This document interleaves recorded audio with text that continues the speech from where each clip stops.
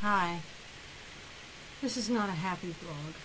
I just thought, well, I'm so flippin' bored. I have no energy. And look, I'm fat again. 30 pounds overweight already. And apparently, part of that is I'm playing with buckyballs.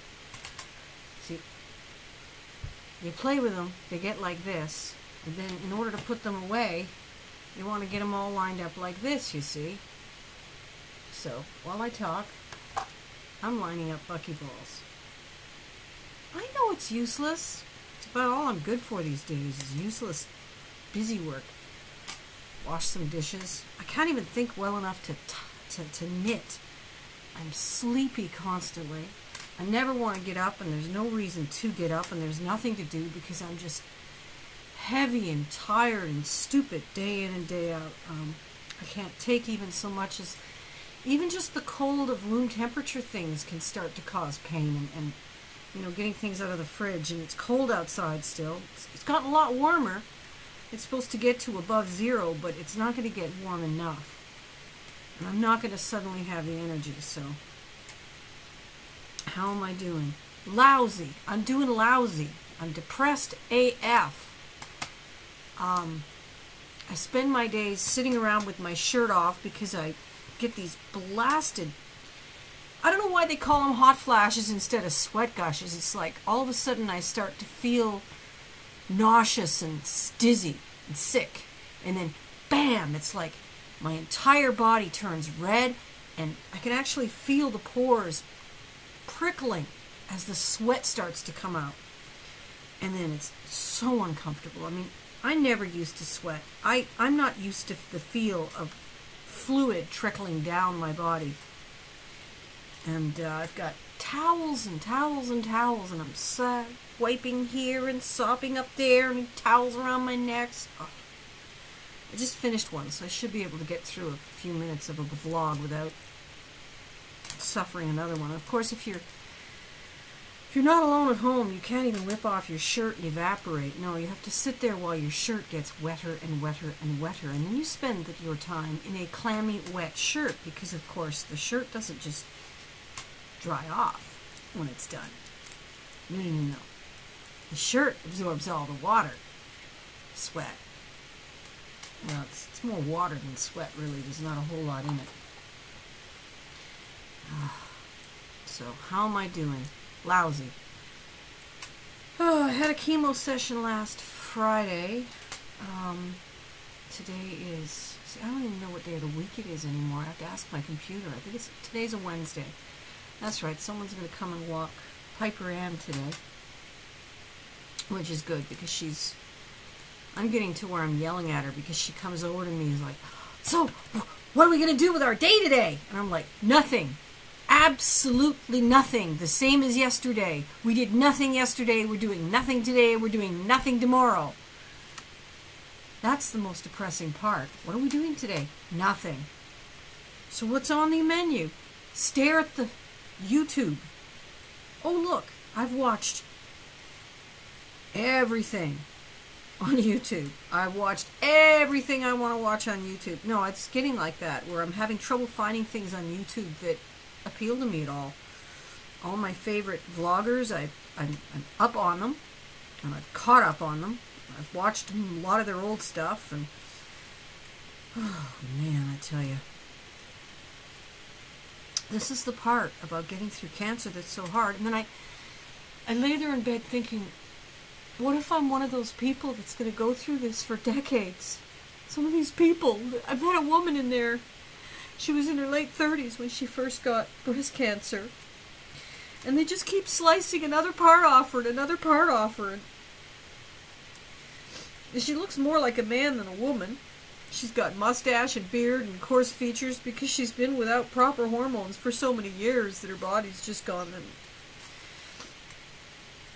that part doesn't bother me so much, but it's just more evidence of the amount of damage that this damn disease does, and it just doesn't let you go. And can I ever get out of this winter world and this, God forsake, it's hard to explain why I hate Saskatoon so much. I learned to love it, and for a while I did, but I'm so lonely and so bored, and it's so cold for so many months of the year, and then when it's not cold, there's so many mosquitoes, you're still stuck in your house. And there's nothing new to see. I've seen it all. I've paddled that river until I can point to all the little beaver holes, and there's never any beavers in them. You know, it's... And anyways, how many times can you look at a beaver and still be impressed? It's a beaver. So, hi. This is part of being a cancer patient. Wondering if there's a point in all the medication. Wondering if there's an end. Wondering if you're now tied for the rest of your life. Hang on a minute, I'm going to pause this and blow my nose. Right, okay. I can never tell if it's pause or not. It doesn't change, it goes white and black, but it stays the double pause bar. It doesn't go play pause. It's this software. Wondering, for instance, okay.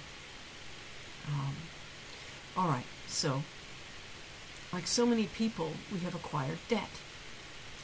We've now acquired enough debt that we can't keep ahead of it anymore. We literally, actually can't.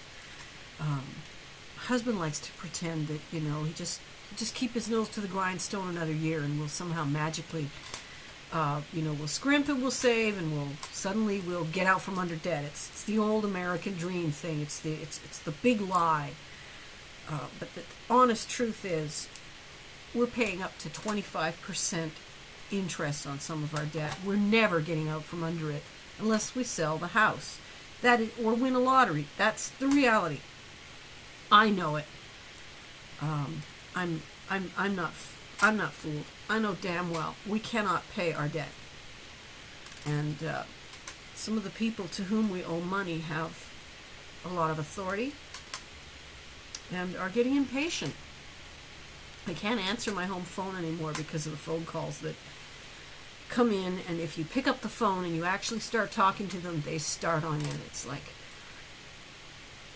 they start out real sympathetic, really nice. They're listening. They want to hear your problems. They're going to talk you through it. They're going to help you through it. And once they've gathered enough information to really skewer your ass, they're going to really skewer your ass. And then they start saying things like, well, you should send us a complete accounting of every penny you spend on everything. They actually expect me to sit down and write down on pieces of paper, I got 5 cents for bringing in a bottle today, and I spent it on gum, whatever, you know, every damn penny. I found a penny on the street. I added it to 99 other pennies and bought a chocolate bar. And then they come back at me and say, why did you buy a chocolate bar? You don't need a chocolate bar. You should have given that money to us. You owe us money. Did you forget you owe us money? Why did you buy tires for your car? You should have given us that money. That much money would have come off the debt, and we would have been happy.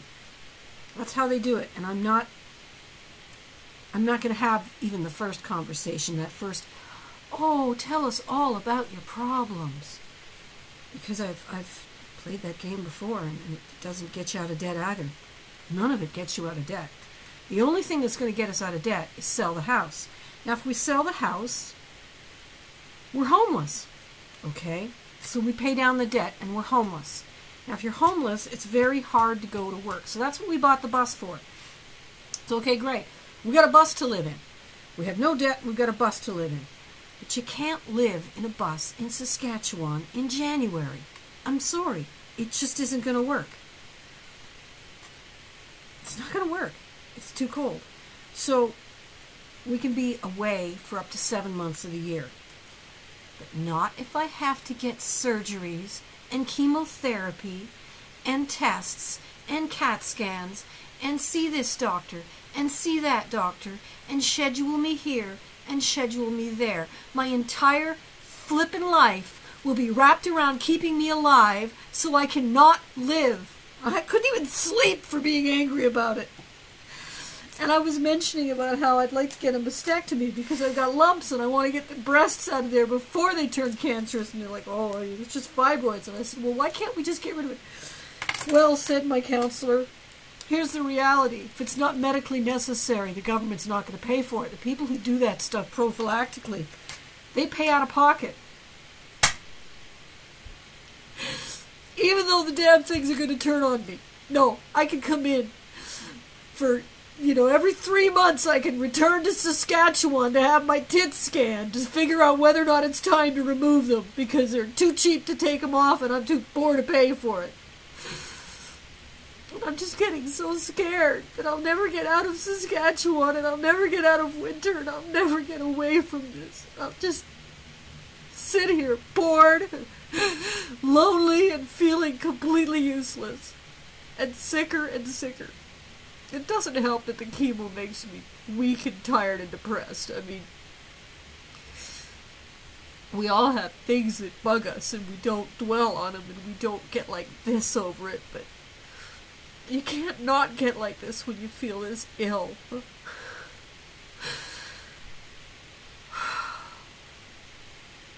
So,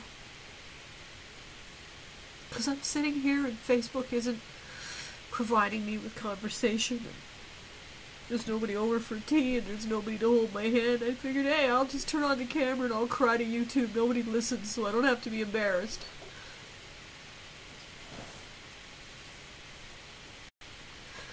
And to tell you the truth, I don't think this is going to make me feel any better either. I just have the sense that out there in the world, people don't understand what depression really is. They don't understand. They think we're just sitting around whining. I guess we are just sitting around whining, but it just seems to me that I can add perspective somehow to the situation for other people. We're not rich. We're not poor. God, no, I can look around me and I can say I'm not poor. We're not rich, and we are in debt. And this house, it is as ugly a house in the ugliest neighborhood as you could get in an ugly city. This city is one of the most crime-ridden in the country. This neighborhood is one of the most crime-ridden in the city. And this house is beat up and tired and tiny, very tiny. I'm not rich.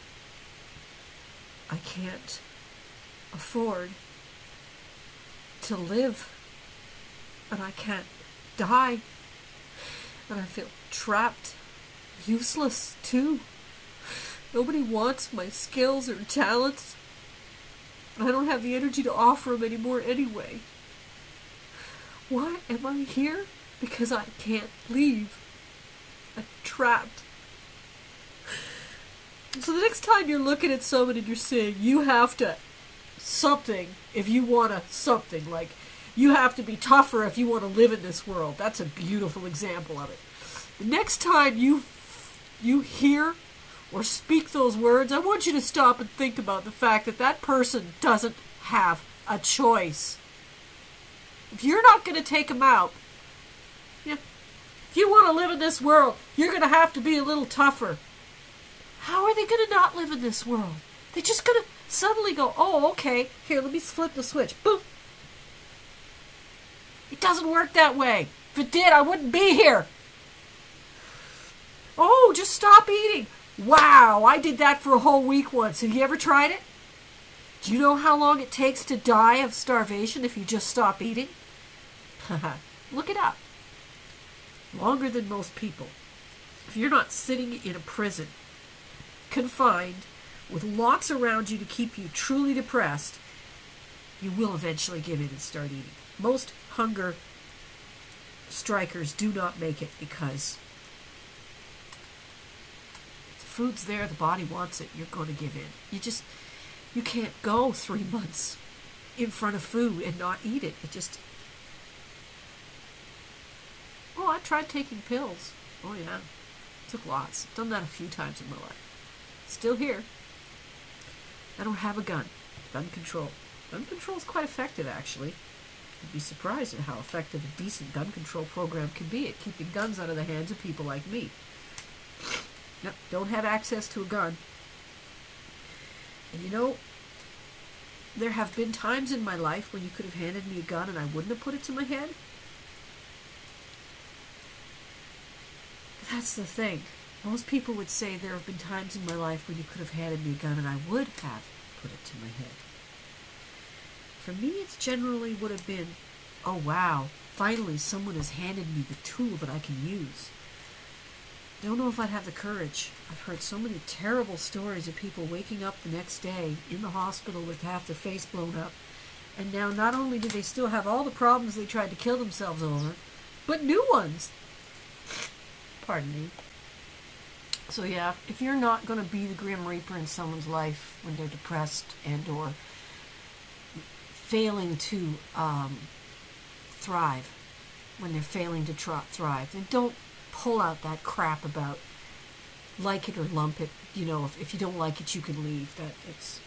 It's the same thing with that Americans do. You know, if you don't like our great nation, you can leave. It's like, no, they can't. They can't leave. What do you mean you can leave? The guy's born in Alabama and beaten up all his life because he's the wrong color skin, and he doesn't like it, so he's supposed to leave. Leave where? Walk to Mexico? Right? Mexico wants him. Oh, yeah. Oh, he can come to Canada. No, actually, he can't. Just so happens that other countries have borders and entry requirements. And anyways, how far are you willing to walk to go somewhere? I mean, you know, we're talking about people who don't have cars, generally. We're in some case, I mean, when a person is failing to thrive, they probably don't have a vehicle. So, you're telling this person who can't cut it that they're not worthy of even trying, that they're not trying hard enough, that they should just... No one ever stops to think about where exactly they want all of these losers to go. I crawl under a rock? Which rock? Is there one big enough? Because I'm looking in my backyard. I don't see any rocks big enough to hide my body. And what exactly am I going to do under there? You don't care what I do under there. Of course not. So how about I crawl under that rock and start pitching things out at you? I mean, come on. Yeah. See, and this is the thing. Nobody's spoken to me like that in decades. But I can't keep those words out of my head. I was spoken to like that so much in my youth that it stays with me for the rest of my life. I do have one blessing in life. This outrageously cute little dog who is now snoring beside me. He cheers me up. He's snoring so bad. When everything is twitching. I don't know if I can show you. Generally when I try to do that sort of thing, he wakes up. He's so cute. Twitching and snoring, grunting. I don't know how much of that you saw. Well, I'm going to get over to YouTube and embarrass myself by uploading this hideous example of my face at its worst. Well, if I'm really lucky, maybe some troll will pick up on me and I can sit here and have a pointless, empty, meaningless argument, fight with someone that makes me feel like I'm smarter than them. Actually, I do like troll fighting. It's true. It's true. I try to avoid troll fighting because I see how divisive and damaging trolls are. Troll behavior and feeding the trolls can be. But I suffer from the same love of a good battle with an idiot as anybody else. My buckyballs. Oh, never mind. I'm trying to turn like the Surface Pro and its dock and everything, and I'm spilling all of the crap behind it. So let me just quit this.